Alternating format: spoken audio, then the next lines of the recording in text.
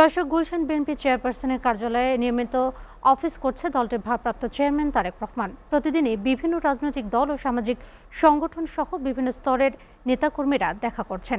কার্যালয়ের সামনে আছে সহকর্মী তাশরিক সঞ্চয়।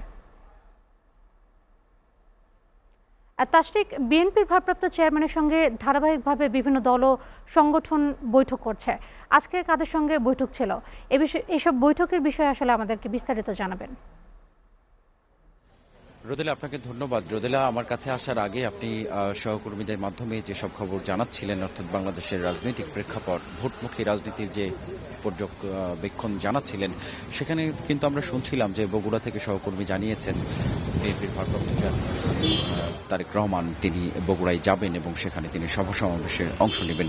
ঠিক একই রকমভাবে কিন্তু আমরা দলের পক্ষ থেকে জানতে পেরেছি নির্বাচনের আগে তিনি সারা দেশে বেশ কিছু জায়গায় সভা সমাবেশে অংশ নেবেন, অর্থাৎ ভোটের প্রচারণায় নিজেও কিন্তু অংশ নেবেন। এবং 2008 সালে প্রতিষ্ঠিত যে বিএনপি চেয়ারপারসনের কার্যালয়, এই কার্যালয়টিতে কিন্তু আমরা দেখেছি যে তিনি 29 তারিখ থেকে এখানে 28 তারিখ থেকে দায়িত্ব পালন শুরু করেছেন এবং আজও অন্যান্য দিনের মতো দিনের শুরুতেই এই অফিসে তিনি এসেছেন এবং দাপ্তরিক কার্যক্রম পরিচালনা করছেন। আপনি যে কথাটি বলছিলেন, এখানে নেতাকর্মীরা আসলে কিভাবে আসছে বা দেখা করছে, এখানে শুধুমাত্র বিএনপির দলীয় নেতাকর্মী নয়, বিভিন্ন অন্যান্য রাজনৈতিক দলেরও কোনো নেতাকর্মীরা, নেতৃস্থানীয় পর্যায়ের ব্যক্তিরা এখানে এসেছেন এবং তারেক রহমানের সাথে আজও কথা বলেছেন, সাক্ষাৎ করেছেন। তারেক রহমান সেই সকল রাজনৈতিক দলের কাছে যেটি প্রত্যাশা করছেন, আসলে বর্তমান বাংলাদেশে একটি অবাধ, সুষ্ঠু, নিরপেক্ষ এবং লেভেল প্লেইং ফিল্ডের নির্বাচন বাস্তবায়ন করার যে চ্যালেঞ্জ, এটি বাস্তবায়নের জন্য বিএনপির পক্ষ থেকে এবং তারেক রহমান তার নিজের পক্ষ থেকে রাজনৈতিক দলগুলোর কাছে সহযোগিতা চেয়েছেন। আরেকটি কথা জানিয়ে রাখি, দাপ্তরিক যে কার্যক্রম, এটি কিন্তু তিনি বিদেশ থেকে দেশের মাটিতে প্রত্যাবর্তন করার পর তার দাপ্তরিক কার্যক্রমের জন্য কিন্তু তিনি তার আগেই রাষ্ট্রীয় এবং পারিবারিক যে সকল কার্যক্রম সব শেষ করেছেন। এর মধ্যে তার মা বেগম খালেদা জিয়া প্রয়াত হয়েছে, সে সকল কার্যক্রম তাকে শেষ করতে হয়েছে। পরবর্তীতে কিন্তু খুব অল্প সময়ের মধ্যেই তিনি দাপ্তরিক কার্যক্রমে ফিরেছেন।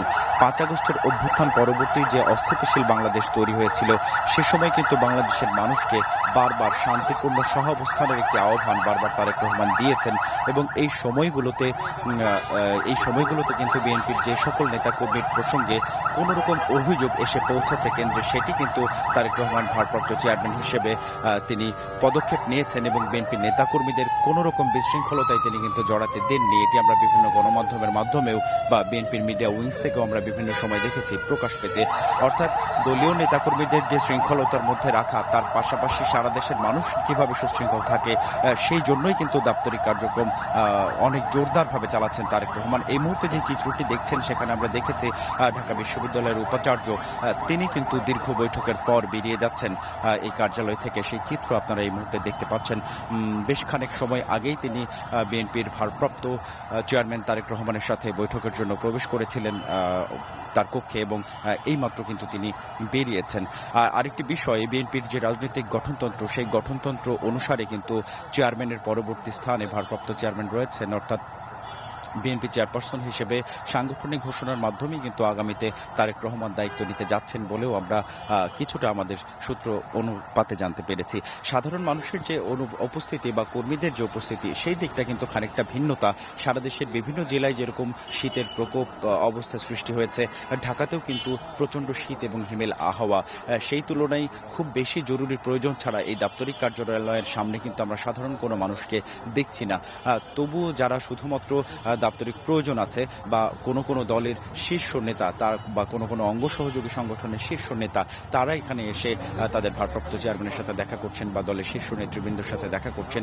তারা ভোটমুখী কার্যক্রমে ব্যস্ত রয়েছেন, আমরা আমাদের সূত্র অনুসারে ভিতরের খবর যতটুকু জানতে পেরেছি। এর মধ্যে কেউ আছেন যারা 25 তারিখে এসেছেন, এরপর বেগম খালেদা জিয়া নামাজে জানাজায় অংশ নিয়েছেন, এখনও ঢাকা ছেড়ে যায়নি। দলীয় কার্যালয় যেগুলো রয়েছে গুলশান বা পল্টনে, সেই সব এলাকায় তারা ঘোরাফেরা করছেন। তারা আসলে কেন ঘোরাফেরা করছেন সেই সম্পর্কে আমরা জানবার চেষ্টা করবো এখানে উপস্থিত কিছু মানুষের কাছ থেকে। দর্শকদের জানাচ্ছিলাম যে আপনারা 24 তারিখে 24 তারিখে ঢাকায় এসেছেন, এরপর ঢাকা ছেড়ে যাননি, আসলে এই না যাওয়ার কারণ? ব্যক্তিগতভাবে আমি বিএনপির যে কোনো সমাবেশ, কেন্দ্রীয় সভা সমাবেশ হলে আগে থেকেই আসি। দীর্ঘ 17টি বছর ফ্যাসিবাদী শাসনের আমলে আমরা এইভাবেই বাধা বিপত্তি পেরিয়ে কয়েকদিন আগেই ঢাকাতে চলে আসতাম। আমি 23 তারিখে এসেছি ঢাকাতে। আমাদের প্রিয় নেতা দেশনায়ক তারেক রহমানের স্বদেশ প্রত্যাবর্তনের আগেই আমি ঢাকায় ছিলাম। ঢাকায় কয়েকদিন আছি, মাঝে মাঝে নয়াপল্টনে যাই, মাঝে মাঝে গুলশান অফিসে আসি।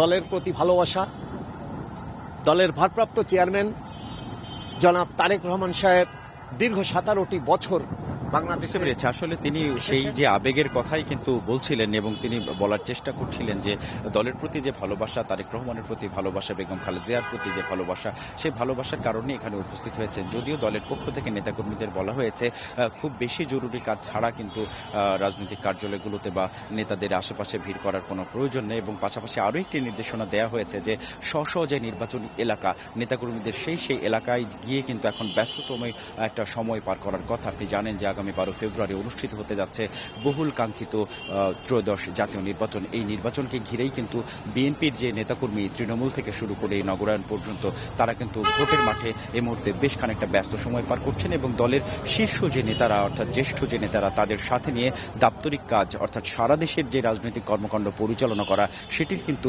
নেতৃত্ব দিচ্ছেন সদ্য প্রত্যাবর্তন করা দেশনেতা বলে যারা নেতাকর্মীরা আখ্যাত করছেন তাকে তারেক রহমান, যিনি বিএনপির ভারপ্রাপ্ত চেয়ারম্যান হিসেবে এখনো দলটির দায়িত্বে রয়েছেন।